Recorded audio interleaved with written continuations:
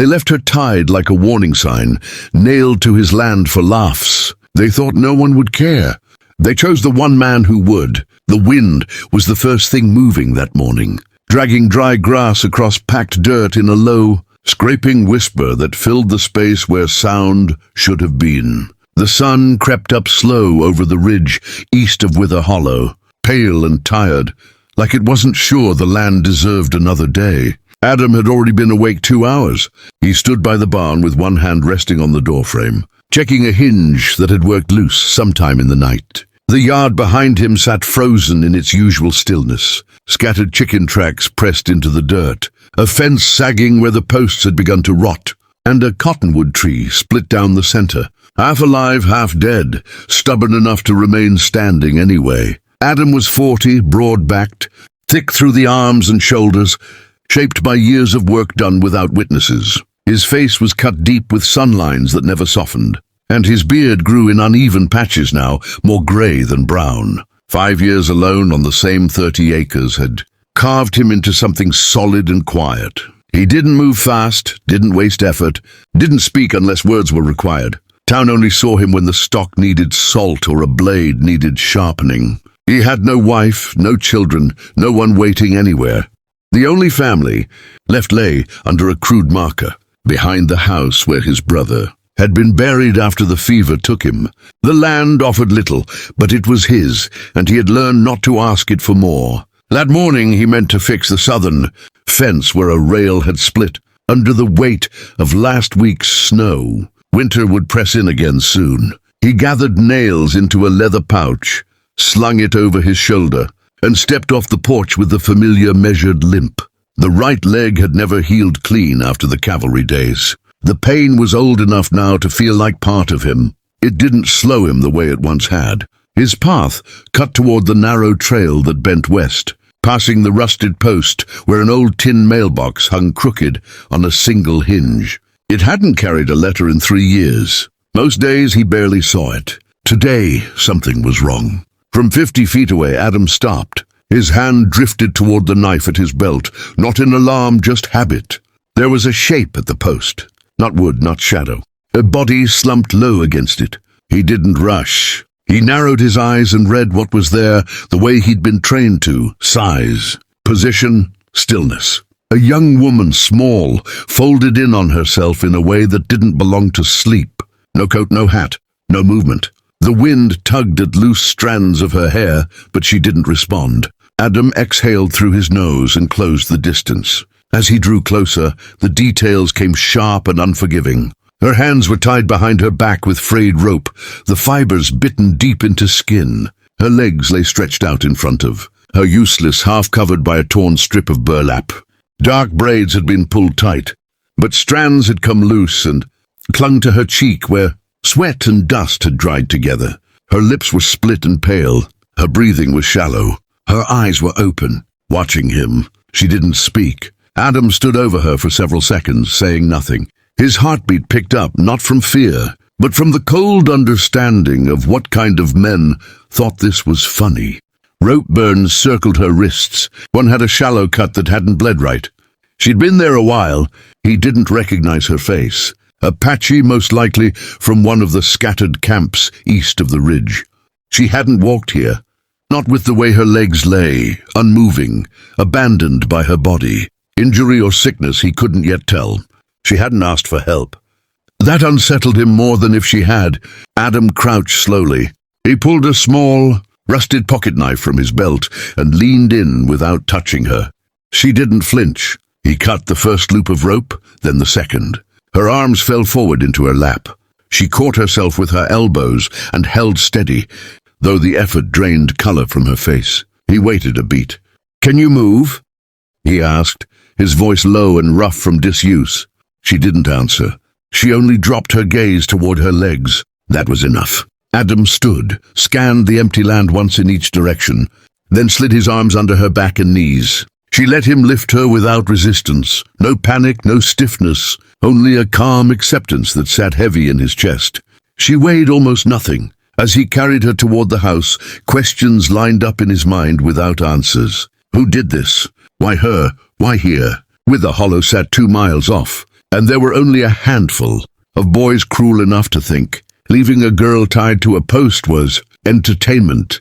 Adam had kept to himself long enough that most people forgot he existed. Someone had remembered. Someone had chosen his land for this. Inside the cabin, the air was warm from the stove he'd lit before dawn. He laid her on the cot near the corner wall where soft light filtered through the only unbroken window. He fetched a blanket and covered her legs carefully, not asking, not fussing. He stepped back to give her space. Her eyes followed him. He poured water from a jug into a tin cup and set it within reach. She lifted it with both hands and drank every drop without spilling. When she finished, she set it down with care. Adam pulled a chair from the kitchen and sat against the far wall, angled away from her. There was nothing to ask yet, nothing to explain. She didn't cry. She didn't tell her story. She lay there breathing, eyes adjusting to the dim room. Adam stared at the floorboards and thought about what would need to change. A ramp space cleared. He didn't know if she would stay or even live through the night. But she'd been left on his land. Now she was under his roof. That made her his responsibility. Outside, the wind shifted and knocked the empty mailbox against the post until the hinge gave a tired creak and fell silent. Adam didn't fix it. By the time frost crept in that night, the porch was clear. He worked by lantern, just long enough to sort scrap wood stacked under the lean-to behind the barn. Narrow boards, straight grain, leftovers from rebuilding the chicken pen. He tested each one with his boot before dragging it closer. His breath smoked in the cold. Inside, she hadn't moved. She lay propped where he'd left her, hands folded loosely, eyes open but distant. He noticed the second cup of water, untouched, and added logs to the stove without comment. He worked until after midnight, hands stiff, nails bending against knots. The ramp sloped from porch to yard, held by rocks packed tight and stakes driven deep. He built it wide enough for wheels, though he didn't yet have any. By morning she was awake before him. When he came in from the barn, with water and hay still clinging to his cuffs, she was sitting upright, arms braced against the cot frame, fingers white with effort. Her hair had slipped loose over one shoulder. She'd tried to move herself in the night. Her legs hadn't moved at all. He set the water near her and stepped into the side room, returning with a clean shirt from the rag crate. He handed it to her, then set it down when she hesitated. She wiped her arms slowly, deliberately. Her hands were calloused. Adam watched a moment, then sat by the stove. "What's your name?" he asked, eyes on the fire. Her voice, when it came, was rough from disuse. "Ta," he nodded, nothing more. He cooked beans and cornbread, ate with her in silence, then took the empty dishes and washed them. Outside, an old wagon sat behind the shed, axle broken, wheels still good. By noon, he was dragging it free. Rust screamed under strain as he worked the bolts loose. When the first wheel fell, the hens scattered. Inside, Ta didn't move, but when he came back carrying the wheel, her eyes were sharper, more focused. He worked until dark. 2 wheels leaned against the wall by nightfall. The frame would come tomorrow. No one said stay. No one said go. The fog rolled in the next morning, thick and low, swallowing the hills. Adam worked inside by lamplight, cutting and fitting boards. Ta watched without asking. By midday, a rough chair frame sat on the floor. He asked one question then, finally. Who left you there?" She waited, then said quietly, "Boys, 3. He nodded, jaw tight. When she added that they said no one would care if she died, he stepped outside to breathe. When he returned, the chair waited. "Tomorrow," he said.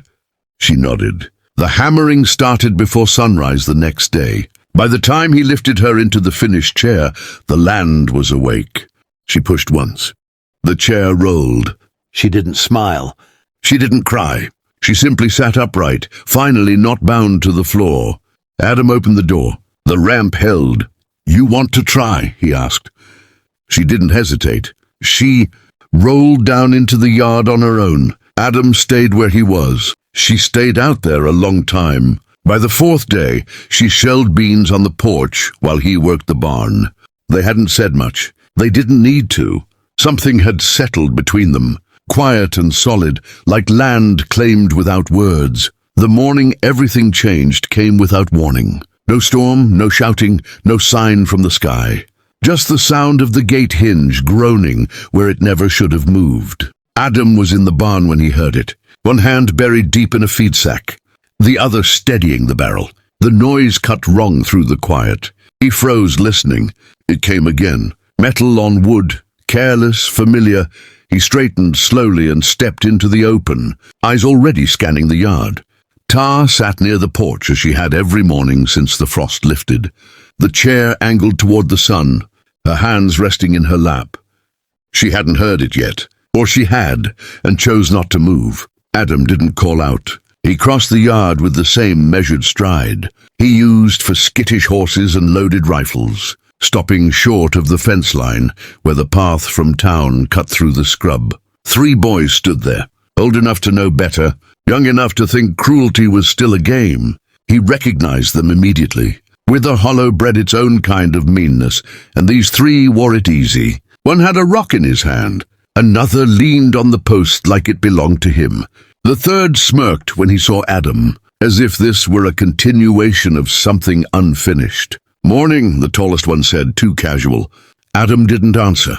His gaze shifted once, briefly, toward Ta. She was watching. Now still, the boy followed his eyes and laughed under his breath. "She's still here?"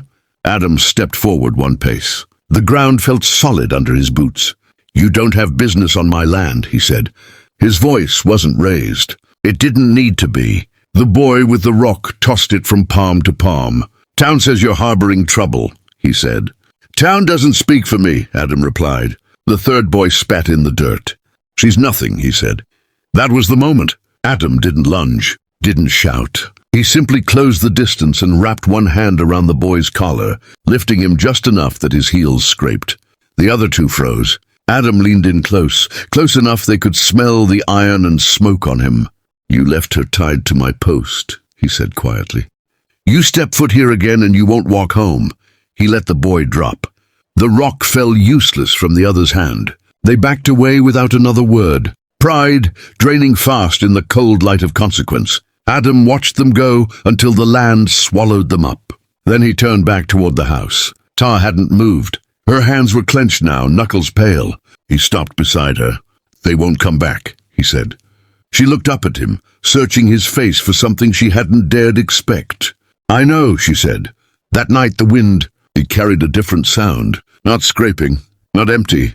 Just the soft creak of wood settling as the house breathed around them. To wield herself inside without help. She'd learned the thresholds, the angles, the way the floor dipped near the stove. Adam had stopped hovering. She didn't need it. She had taken over small things first. Sorting beans, folding cloth, keeping count of water, work that didn't ask for legs, but still mattered. One evening, she rolled to the shelf by the window and reached for the jar of seeds. Adam kept there. "Spring's close," she said. He glanced outside. The ground was still hard, but the light lingered longer now. "You planning to plant?" he asked. "If you are," she replied. He nodded. They planted together when the ground softened. Adam breaking the soil, Ta dropping seeds from her lap, pressing them down with careful fingers. The rows weren't straight, but they were honest. Weeks passed. The ramp weathered. The chair picked up scratches and dust and signs of use. Ta's arms grew stronger. Adam noticed the way she moved now, efficient, confident, like someone who knew her place in the world again. She told him more in pieces. Not everything, enough, about the sickness that had taken her legs, about the camp that couldn't keep her safe, about the boys and their laughter. Adam listened without interrupting. One afternoon, a letter came, a real one. Adam stood staring at the mailbox like it was a stranger. He brought it inside unopened. Ta watched him, curious but calm. "You going to read it?" she asked. He broke the seal slowly. It was from the county office. "Land registry." A formality, nothing more. He let out a breath he hadn't realized he was holding. Ta smiled, small but real. "Guess the mailbox still works," she said. He snorted once, surprised at the sound. Summer came in quiet ways. The garden took. The hens laid more. Ta learned every inch of the land she could reach, mapping it in her head. Adam found himself talking more, not because he meant to, but because the silence no longer felt like something to protect. One evening, as the sun dipped low and painted the hills copper, Ta rolled to the edge of the porch and stopped. "You never asked me to stay," she said. Adam leaned against the railing beside her. "Didn't seem necessary," he replied. She nodded. "I don't know where else I'd go," she said, not as a plea, just a truth. Adam looked out over the land, over the fence he'd fixed, over the rows they'd planted, over the ramp that had become part of the house like it always should have been. "Then stay," he said.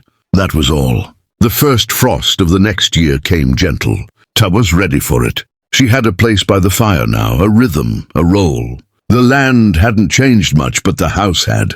It held more sound, more life. One morning, Adam repaired the mailbox hinge. It swung straight for the first time in years. Ta watched from the porch. "About time," she said.